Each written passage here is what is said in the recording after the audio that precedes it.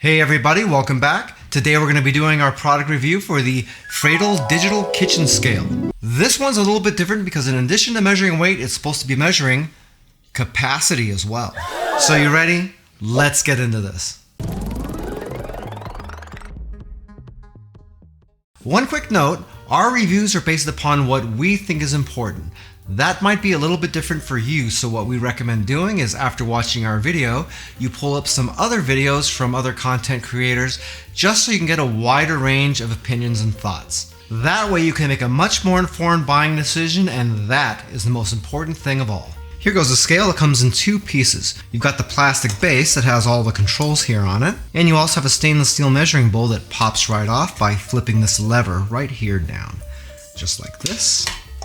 And it comes right off. This is just a single layer of stainless steel and just has the one clip here welded to it. This is the only connection that you have between this and the scale back here, which connects right in over here. The nub on here is plastic, so it's something you need to be careful with. That could be a problem just because of the possibility of breaking off the nub. Just keep in mind that the pressure pad obviously is on the bottom, so if this were to break off, the worst that you'd have is maybe the bowl just sitting in here flopping around. It shouldn't really affect how well the scale works. That being said, you'd have the possibility of this thing not sitting in here flush or sitting cockeyed or something like that, but for the most part, probably not that big of a deal. Measurements are etched into the side of the stainless steel bowl, both in milliliters and ounces. Kind of weird that they use such a light color to etch this with. I don't know if you can really see that very well at all on camera. I'll tell you what though, if you got light reflecting off the stainless, it's almost invisible. So that's not the best. It would have been nice if they maybe etched it in black or something like that,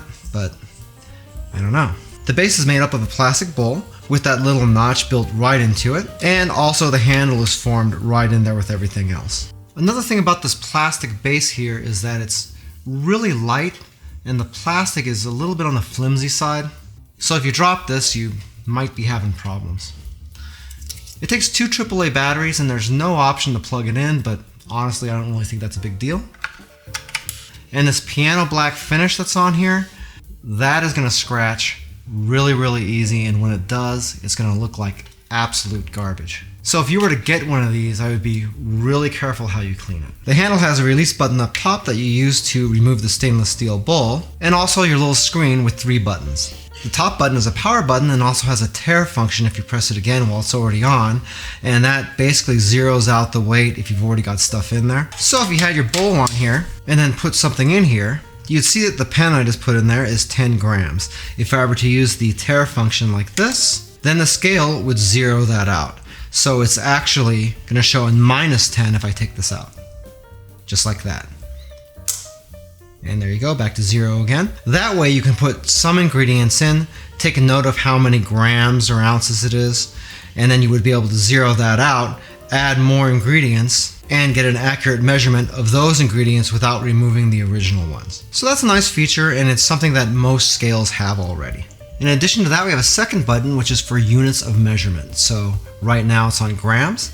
If I press this button, it will change to pounds and ounces. Pressing that button back again will change it back to grams again. So for instance, that same pen is 10 grams. If I change it right here, that is 0.4 ounces. The mode button is what makes the scale interesting.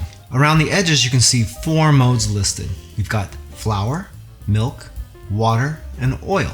None of those are highlighted now, but if I were to push the mode button, it would light up water, and then milk, and then oil, and then flour, and then pushing it a 5th time would remove all of those and go back to just being a regular scale again. For those 4 modes, we will go ahead and just start with water. You can see that when we're in the water mode, it's switched to milliliters because you wouldn't typically measure water in grams. If I don't want milliliters, I can press the unit button and that would change it to cups.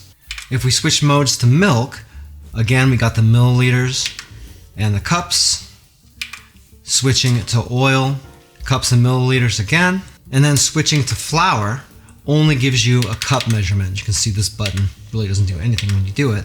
So on first look, that's pretty interesting. So what we're going to do is test this guy here for accuracy based upon what comes up on my old scale right here. So I'll put this bowl on my old scale, and I'll go ahead and use the tare button on this just to zero out the weight and remove the weight of the bowl. And we're just going to throw in this hard-boiled egg. According to this scale, it's 1.6 ounces or 45 grams. Let's see how it gets measured on here. There's 45 grams and 1.6 ounces. So far so good. One thing I do like about this scale is that it does separate out the pounds and ounces. A lot of other scales will just give you a continuous ounce number running and you end up having to do that calculation in your head. But if this gets over a pound, it will go ahead and break that down into pounds and ounces for you. And it really does go up pretty good because this goes up to, I believe, 11 pounds. Once it goes past 11 pounds, you get an error because that is too heavy, but I don't think you're going to be needing to put anything in here that's 11 pounds. That's a lot of weight. Hey, by the way, if this is your first time here and you want to learn some cool new recipes, get some great cooking tips and tricks and all sorts of other kitchen related things, then start now by subscribing to the channel and clicking the notification bell so you never miss a thing. So the main function with the scale is working pretty good, so we don't need this anymore. Next, we'll go ahead and test the water feature. I've got a measuring cup here and I've got slightly more than a cup of water in here. Actually, it's a little bit closer to 250 milliliters, and we'll pour this in here to see what this thing thinks. Well, that's interesting because if you look at this, for the water, it says 7 3/8 fluid ounces. Let's see what it says for the cups. That's 7/8 of a cup. You can see that we can't actually measure the water here in milliliters. It's just ounces and cups. Another problem is that this is saying 7/8 cups and 7 3/8 fluid ounces, and you just saw there was more than a cup of water in here, slightly more, but if you're looking at a recipe or something, that's off quite a bit. Just out of curiosity, we're going to see if the oil and milk settings are actually different from the water or not. And you can see in here that we put just about a cup of water in here, slightly more, so just over 8 ounces. Okay, we're going to change this over to oil. Now the reason I'm testing the oil setting with water is for a couple of reasons. First, if this measurement comes out exactly the same, then it means that this thing doesn't know the difference between oil and water, and that's just a wasted gimmick. In which case, that's a pointless mode. And second, oil is a pain in the neck to clean up, and I'm feeling lazy right now, and if I don't have to do it, I'm not gonna. Okay, so we'll pour this in. And that's interesting because this is saying 8 1/8 fluid ounces, or 1 cup, which we know is not 8 1/8, it would have been slightly more than a cup. So ironically, this was closer to measuring the correct amount of water on the oil setting than it was on the water setting. But more importantly, it is showing you that the scale is calculating oil and water differently. We're going to try this again with the water just to get a baseline since we did it on the other two, and then we're going to try it with the actual correct stuff as well. So we'll throw in the water, and it's telling us that there's 7 ounces or 7/8 cups. So these all varied pretty wildly. Now we can go ahead and retest the oil and milk. Okay, you can see if these bubbles weren't in here, that's right at a cup of milk. Okay, so now that's telling me we got 7 1/4 ounces. So that's way off. Now let's change the unit of measurement again, 7/8 of a cup. Okay, you can see a pattern forming here on this. Regular cooking is one thing, but if you do any baking, you're gonna know all too well that you can't be off by that much on measurements and something like that. It's gonna mess your recipe up. So far, again, this isn't looking too good. Let's try this with some oil. We're using avocado oil for this. You can see there's a 1/2 cup or 4 ounces. Let's see if we have any luck here with the oil. Pour the oil in here. That's almost a full ounce off. And that's not very much. So I'm assuming that's going to be off further the more we go. I don't know. This has been off on everything that we've checked here, so not so good. Well, let's move on to testing the flour function. You can see I got a nicely leveled 1 cup scoop of flour here. I didn't pack the flour or anything like that. Normally when you're doing something like that, you want to lightly put it in there and you want to use a knife or something to level it off.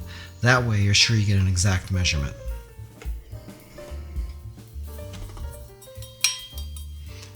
And that says 1 1/4 cups. So that's terrible. That is so far off that I don't even know what to tell you. Another problem is if you let this sit here for about 10 seconds or so after it's measured, you can see that it's turned off. As you can see, I still have the flour in here, and that presents a problem. Because if I turn this back on now, it's going to do the automatic tare function here, and it's going to zero that out. So it's not picking up any weight in here. It's taking the weight of the bowl and the flour and calling that 0. So if I put anything else in, then it's just going to measure on top of it like this. They're not giving you anywhere near enough time to deal with this. Now we can move on to something that was really concerning to me when I first opened up the package. And that is to do measurements on other things that aren't listed on here, like onions or tomatoes or herbs or something like that. And at this point, seeing what we've seen already, I kind of got zero confidence in this thing. So what we're going to do is try to measure out 1/3 of a cup of pepper. But if we wanted to do the cups, we'd have to use some of this other stuff, and I'm assuming we would have no choice but to use like the flour setting or something, which, you know, there's no way this is going to be right. And you put that in there. That just said 3/8 of a cup. This was actually more accurate than putting actual flour in there, so go figure. If I change the unit of measurement, you'd have to go with grams or ounces. So, you know, not the end of the world. You can do a gram measurement on this, and that's fine. It's just not the preferred way that I like to do it. But still, you can see that we're running into problems here. Well, you might be wondering why this is happening, and it's mostly because this scale doesn't have any way to sense the amount of material that's in the bowl. It's basing every single thing on weight. The more dense something is, the heavier it's going to be at a cup. And that might be why the measurement for the pepper came in reasonably close to the flour. Now, if I put in a cup of chives, it's going to be way off because that weighs almost nothing. Well, at the end of the day, the scale portion works all right, and if you have a use for the big bowl connected on the top, then it might be something you want to look into. But if you're going to use this thing for measurements at all, for me it would be a hard pass. I mean, it's not even accurate for the stuff that's hard-coded and printed right on the scale. And depending on which one of those modes you're using, it can be off a lot. Also, there's an issue around durability and cleaning, so if you do decide to get one, be careful how you clean it and don't drop it. If you do want some more information about the Fradel scale, we do have an Amazon affiliate link to it down in the description of the video. If you buy anything through those links, we do make a small commission, but it doesn't change the price that you pay 1 cent. If you like this video, you might like this video about the Ninja Foodi Flip Toaster. It's pretty weird, but I still use mine all the time. I thank you for stopping by and hope that you have a phenomenal day. Take it easy.